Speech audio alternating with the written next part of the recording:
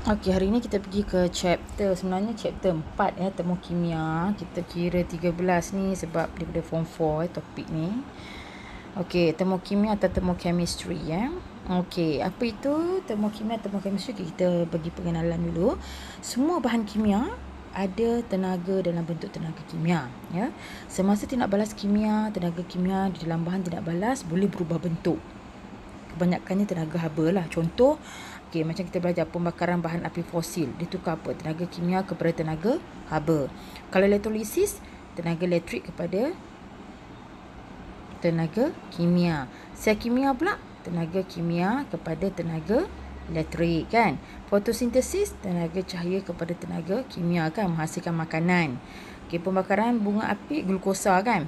Pembakaran bunga api iaitu tenaga kimia berubah kepada tenaga haba, tenaga cahaya dan tenaga bunyi. Banyak perubahan tenaga yang berlaku ya. Unit untuk mengukur tenaga adalah unit joule ataupun 1 kilojoule bersama dengan 1000 joule.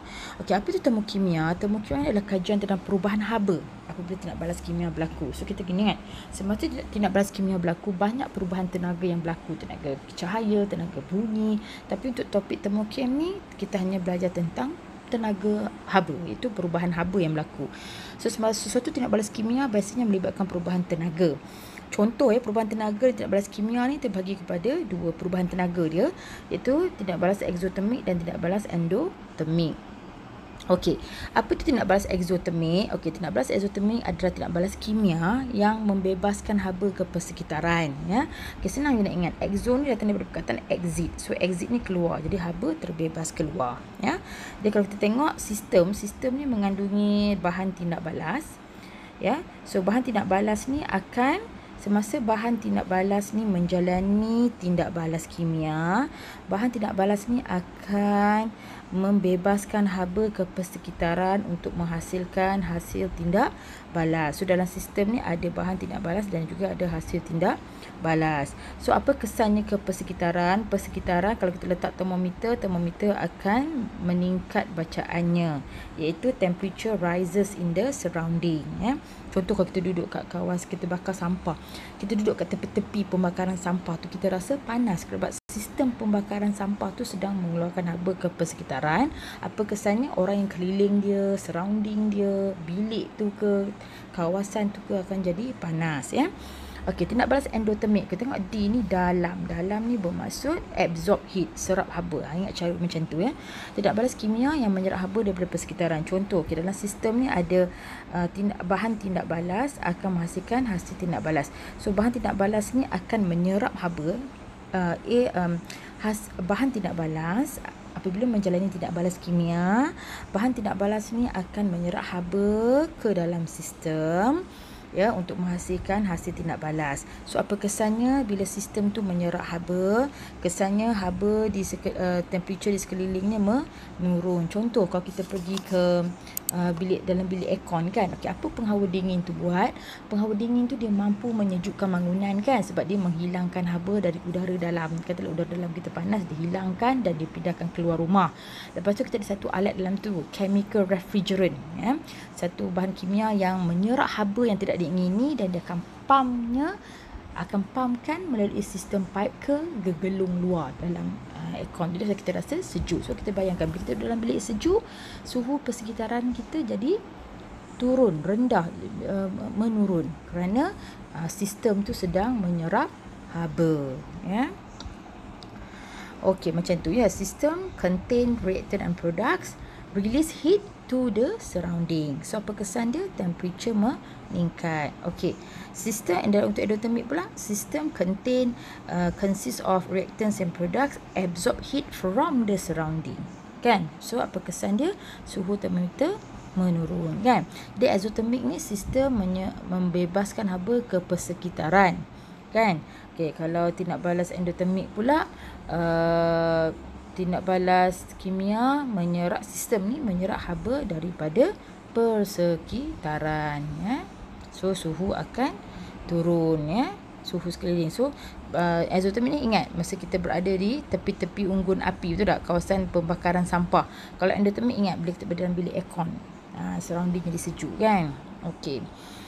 surrounding atau persekitaran ni dia tidak terlibat dan tindak balas kimia, tapi dia merasai kesan daripada tindak balas kimia tu tadi. Contoh macam tadi kan, dalam sistem ni tadi, sistem tu yang buat kerja A tambah B akan jadi C tambah D, tapi kesan daripada tindak balas kimia ni dia sedang membebaskan haba, jadi akan terasa di persekitaran tu. Persekitaran tu adalah bekas ni, yang ni persekitaran bekas, larutan dalamnya akan rasa panas kan, sebab dia bebas haba. Udara akan rasa panas, termometer pula meningkat, bilik makmal akan rasa panas ya. Itu maksudnya kesan dia apabila sistem tu sedang mengeluarkan haba ya.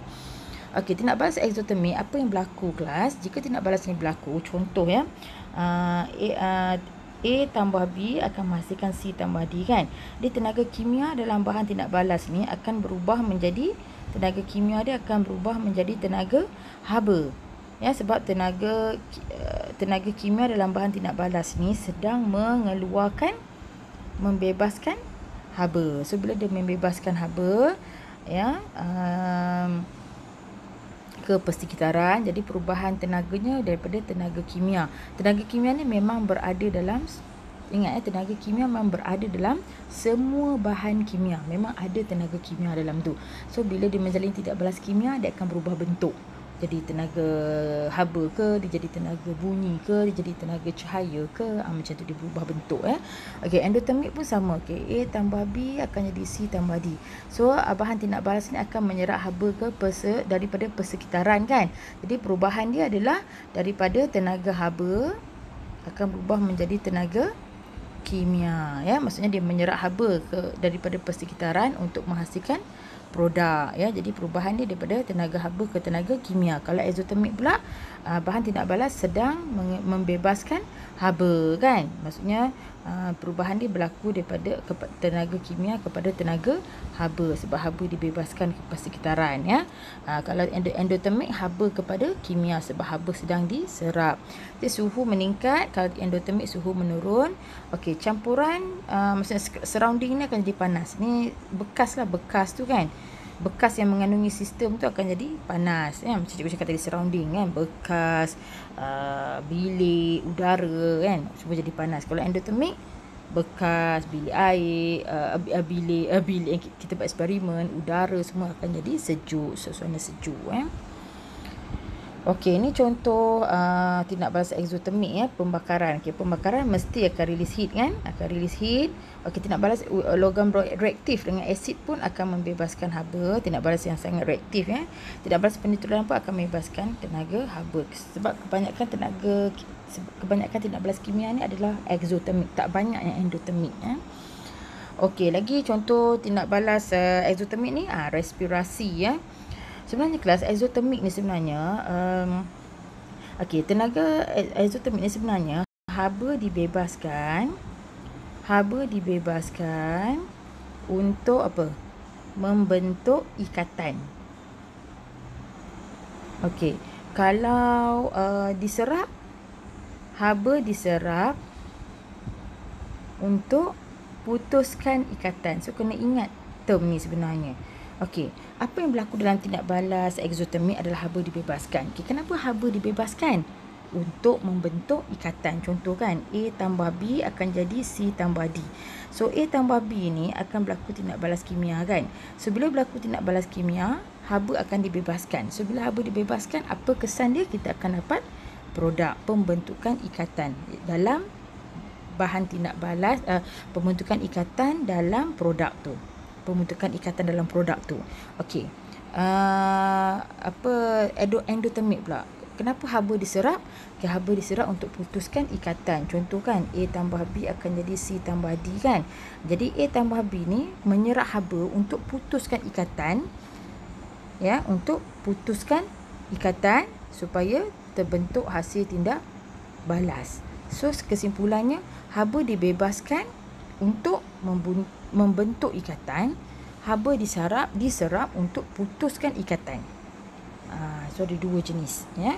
Jadi contoh macam tindak balas eksotermik ni adalah apa? Haba dibebaskan untuk membentuk ikatan. So respirasi, pembakaran bahan api, pereputan, pengaratan, tindak balas logam yang reaktif, penetralan, tindak balas asid dengan logam, ni semua adalah tindak balas yang menghasilkan mengeluarkan haba. Macam pembekuan ya. Pembekuan ni dari apa? Pembekuan ni daripada cecair ke pepejal kan. So cecair ke pepejal. Okey. So tenaga haba dibebaskan, cecair ni akan membebaskan tenaga ya. Dia akan bebaskan kan, cecair kan atom-atom ni kan jauh-jauh kan. So bila dia bebaskan haba, so atom-atom cecair tu semakin mendekati antara satu sama lain. Okay. Kenapa atom-atom cecair tu semakin mendekati antara satu sama lain? Untuk membentuk ikatan yang membentuk pepejal. Tu maksudnya apa? Exothermic, haba dibebaskan untuk membentuk ikatan. Macam cecair kan. Cecair kan atom-atom ni kan tidak tersusun. Tapi apabila cecair ni menjalani exothermic, dia membebaskan haba, atom-atom ni merapati antara satu sama lain. Bila diorang merapati antara satu sama lain, maka terbentuklah ikatan antara atom-atom tu. Itu maksud dia kan. Okay, kondensasi tu adalah daripada gas ke kondensasi tu daripada gas ke cecair kan. Jadi gas pun atom-atom ni jauh-jauh. So bila gas ni membebaskan haba untuk apa? Haba dibebaskan untuk membentuk ikatan. So terbentuklah cecair ya. Okey. Tindak balas endotermik, ni contoh dia, penguraian. Okey, nampak tak kebanyakannya penguraian? Sebab penguraian ni dia apa? Memecahkan molekul besar kepada molekul yang lebih kecil. So memecahkan molekul besar ni penting tak haba? So haba diserap untuk putuskan ikatan dalam molekul besar supaya dapat menghasilkan molekul-molekul yang lebih kecil. So haba diserap, endotermik ni tadi, haba diserap untuk apa? Haba diserap untuk putuskan ikatan. Itu maksud dia ya. Okey, macam melarutkan sama juga agar amonium ni ya. Jadi bila dia larutkan dalam garam amonium, akan haba yang diserap tu akan putuskan ikatan dalam garam amonium ni ya. Ya, untuk melarutkan garam amonium ke dalam air ya. So garam-garam amonium tu bila kita larutkan garam amonium ke dalam air tu akan menghasilkan produk yang lebih kecil ya.